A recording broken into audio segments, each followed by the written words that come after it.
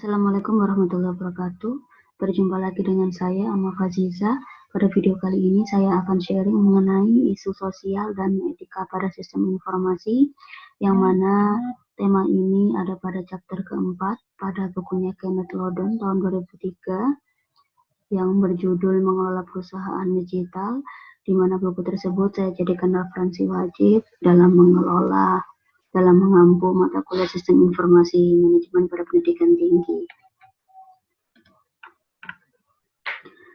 Adapun konten yang nanti akan saya share mengenai tema ini adalah yang pertama memahami isu sosial dan etika dalam sistem informasi, yang kedua yaitu etika dalam sistem informasi, yang ketiga yaitu dimensi moral dalam sistem informasi. Berbicara mengenai etika merujuk pada sebuah prinsip benar atau salah yang digunakan oleh seseorang yang bertindak sebagai pelaku moral yang bebas, di mana untuk mengambil keputusan dalam mengarahkan perilakunya.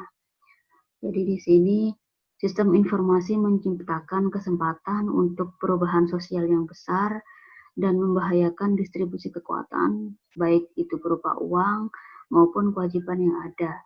Jadi permasalahan etika dalam sistem informasi ini telah memberikan perubahan yang sangat signifikan, seperti hebohnya penggunaan internet dan perdagangan elektronik pada beberapa macam jenis perdagangan yang ada. Jadi teknologi di sini bisa menjadi pedang bermata dua. Teknologi bisa menjadi sumber keuntungan. Satu keuntungan besar dari sistem komputer kontemporer adalah kemudahan dalam menganalisis, kemudahan dalam mengirimkan data atau informasi, dan berbagi pakai, ya, saling sharing informasi digital di antara banyak orang. Namun pada saat yang sama, kemampuan yang super ini juga menciptakan peluang-peluang baru untuk berlawanan dengan hukum yang berlaku atau merugikan orang lain. Keseimbangan antara kenyamanan dan implikasi kebebasan pribadi dalam penggunaan teknologi e-commerce untuk melacak pelanggan dan mengirimkan email iklan yang tidak diinginkan, itu merupakan salah satu dari isu etika yang menonjol yang ditimbulkan oleh sistem informasi yang kontemporer. Kita pasti tahu, kalian pasti tahu, dalam menggunakan aplikasi tertentu, tiba-tiba muncul iklan, tiba-tiba muncul situs yang tidak kita inginkan. Munculnya terpaan-terpaan iklan tersebut adalah bentuk dari kecanggihan sistem informasi yang kontemporer, yang merupakan bagian dari isu etika yang harus kita cermati, yang harus kita hadapi dengan bijak. Misalkan kita sharing, kita browsing ya di mesin pencari, misalkan di Google atau apapun itu, kita menemukan sebuah iklan, di situ iklan menutupi konten atau iklan terlalu besar atau iklan tidak pantas, tidak layak untuk ditampilkan kembali. Google akan memberikan opsi pilihan pertanyaan berupa survei yang nantinya akan dievaluasi oleh Google sendiri dalam menyajikan iklan-iklan yang nantinya akan berdampak pada kenyamanan kita sebagai pengguna dalam mencari informasi. Selanjutnya, terkait peran teknologi informasi di sini dapat digunakan untuk mencapai kemajuan sosial, tapi juga dapat digunakan untuk tindak kejahatan. Seperti yang sudah saya sampaikan tadi, apabila kita menggunakan media itu dengan bijak, memuat beberapa informasi atau konten yang positif, maka nanti akan memberikan perubahan yang baik pada diri kita sendiri dan juga masyarakat digital yang lain. Begitu juga dengan sebaliknya, apabila kita menggunakan teknologi atau media online itu dengan semaunya kita, ya, maka nanti akan mengarah pada tindak kejahatan. Misalkan ada bentuk kasus prostitusi online, ada bentuk kasus penipuan, ada bentuk kasus penyalahgunaan akun, pembajakan, dan sebagainya. itu adalah bentuk tindakan menyalahi etika yang dilakukan oleh seorang user dalam menggunakan teknologi informasi sehari-hari. Teknologi informasi akan menghasilkan banyak manfaat di satu sisi, tapi juga menimbulkan kerugian di sisi yang lain. Sama halnya kita berbicara, kata-kata atau kalimat yang kita keluarkan dari mulut kita pasti sudah terkoneksi secara langsung dengan otak. Seperti kita bayangkan ilustrasinya, mulut kita dengan otak kita ada sebuah kabel yang harus saling dihubungkan, sehingga apa yang mau kita ucapkan itu kita tahu, kita bisa memanage apakah kalimat yang kita ucapkan itu baik atau benar, menyakiti orang atau tidak, bermanfaat atau tidak.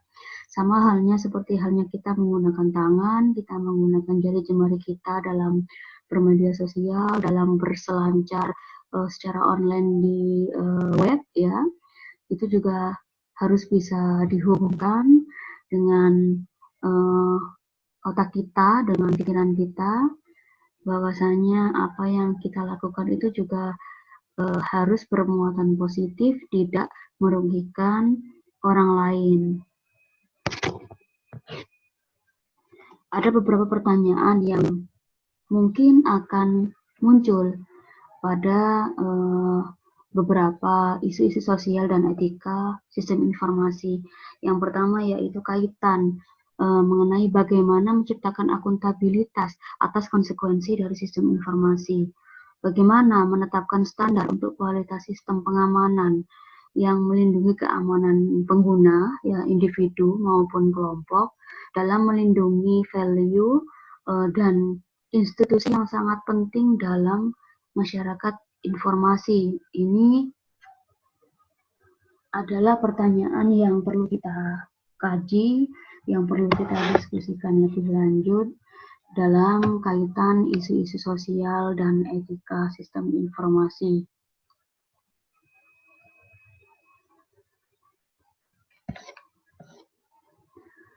Berikut adalah model isu etika sosial dan politik. Yang pertama yaitu isu etika sosial dan politik sangat terkait satu sama lain, ya, karena kita sebagai manusia adalah makhluk sosial yang membutuhkan bantuan orang lain. Kita hidup tidak sendiri di dunia ini, maka dalam bertindak kita juga harus bisa memperhatikan etika, baik itu kita bertindak dalam kehidupan nyata maupun bertindak dalam kehidupan di dunia maya, nanti akan dihadapkan pada bentuk interaksi dengan orang-orang, ya, secara nyata maupun maya, karena nanti akan berkelompok dan punya kepentingan tertentu.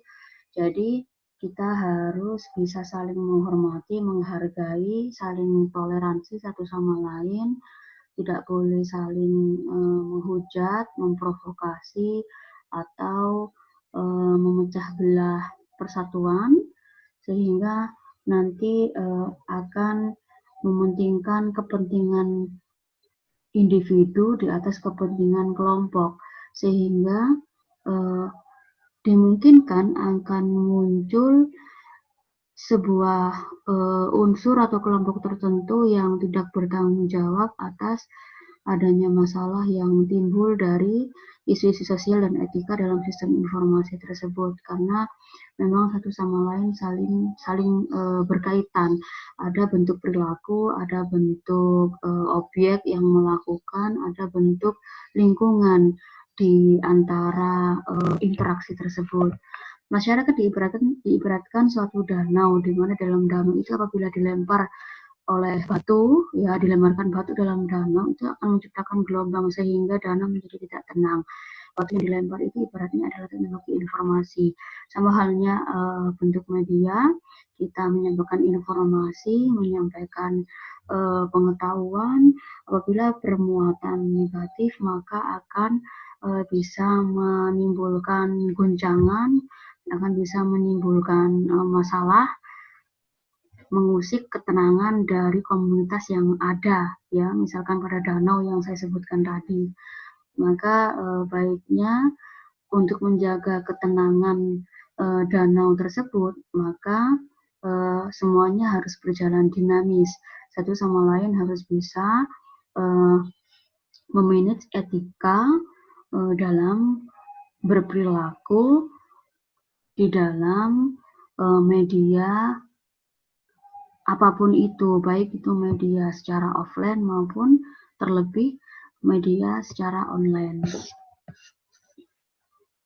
Model pemikiran isu etika sosial dan politik kelanjutannya, di sini TI membawa situasi baru, dampak yang tidak bisa direspon dengan cepat oleh masyarakat dan institusi politik. Iya, karena semua itu butuh peralihan, semua itu butuh proses. Masa transisi offline ke online itu juga dipengaruhi oleh budaya masing-masing pengguna, budaya masing-masing individu yang mana habit itu dilakukan setiap hari, setiap saat, tidak mudah merubah kebiasaan itu dalam waktu sekejap. Dibutuhkan waktu, proses untuk beradaptasi pada situasi yang baru. Situasi yang baru tidak dapat diatasi oleh aturan-aturan lama. Nantinya akan berpengaruh pada beberapa norma-norma baru yang akan bermunculan dari beberapa perilaku yang ada. Misalkan dulu tidak ada Undang-Undang ITE nomor 11 tahun 2008 karena memang era ekonomi digital atau era digitalisasi masih belum booming seperti era sekarang, masih ada diberlakukan undang-undang lama. Namun sekarang sudah banyak dilakukan revisi terkait undang-undang yang berkaitan dengan transaksi elektronik, undang-undang yang berkaitan dengan perlindungan hak kekayaan intelektual yang kita share secara online pada media tertentu. Nah, itu semua sudah berubah, aturan-aturan lama menjadi aturan-aturan yang baru. Membutuhkan waktu yang lama untuk mengembangkan etika, harapan, dan tanggung jawab sosial. Karena ini dipengaruhi oleh budaya yang ada di masyarakat yang sudah mengakar sebelum terjadi perubahan-perubahan yang ada pada masa sekarang.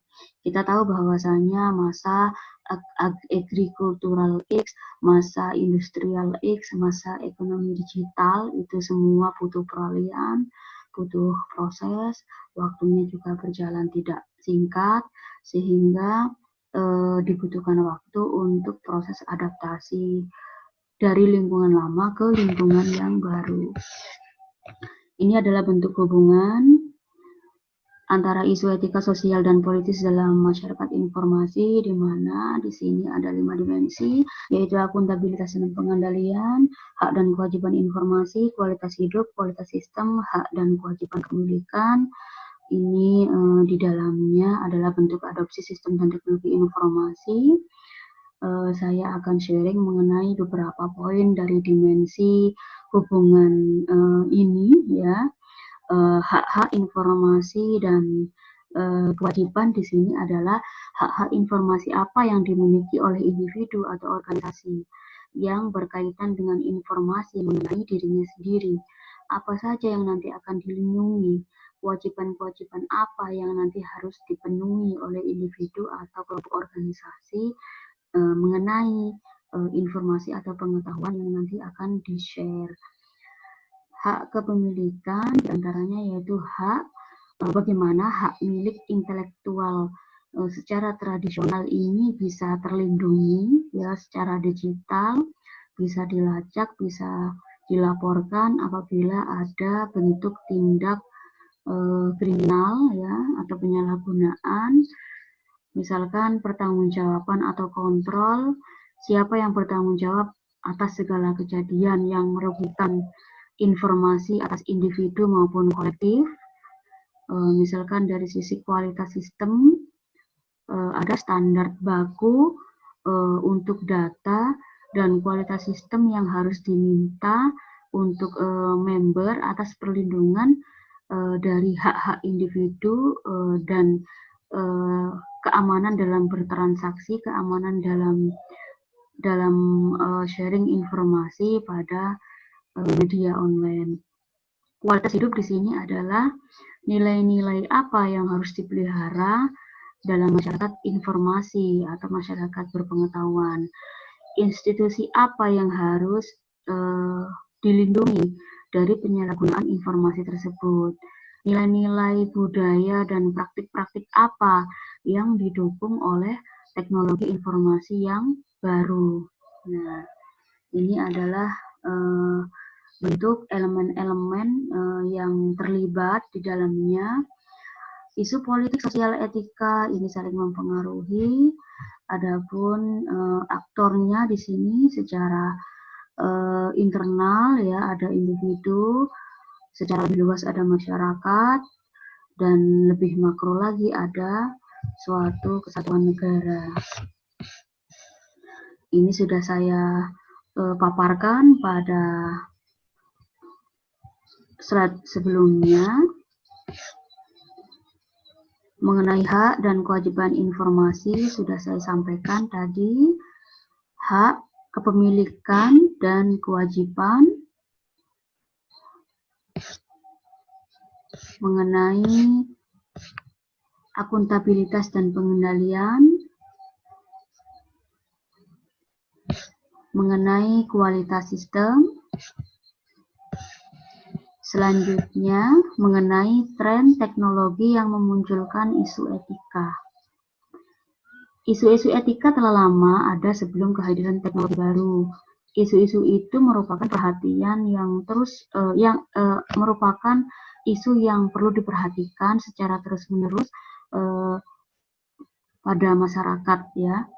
Namun demikian, teknologi informasi semakin mempertinggi perhatian atas etika tersebut. Teknologi informasi memberikan tekanan pada pengaturan-pengaturan sosial yang ada dan membuat hukum yang telah ada ini menjadi usang, ya, menjadi tidak berlaku secara luas. Ada sedikit perubahan, ya, atau bahkan banyak ya perubahan. Ada 4 tren teknologi yang bertanggung jawab atas tekanan-tekanan etika, dan keempatnya ini terangkum pada tabel, yaitu kecepatan atau kekuatan komputasi yang berlipat ganda selama atau setiap 18 bulan, ini diibaratkan 18 bulan, sehingga nantinya akan berdampak pada banyaknya organisasi tergantung pada sistem komputer untuk operasi yang penting.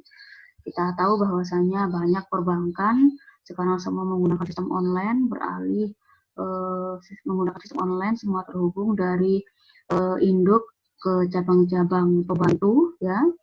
Terus tren yang kedua yaitu biaya penyimpanan data menurun dengan cepat ya, karena lebih efisien dan menjadi lebih murah ya, menjadi lebih cepat karena semua proses bisa otomatisasi, sehingga berpengaruh pada perusahaan dengan mudah memelihara secara terperinci masing-masing basis datanya.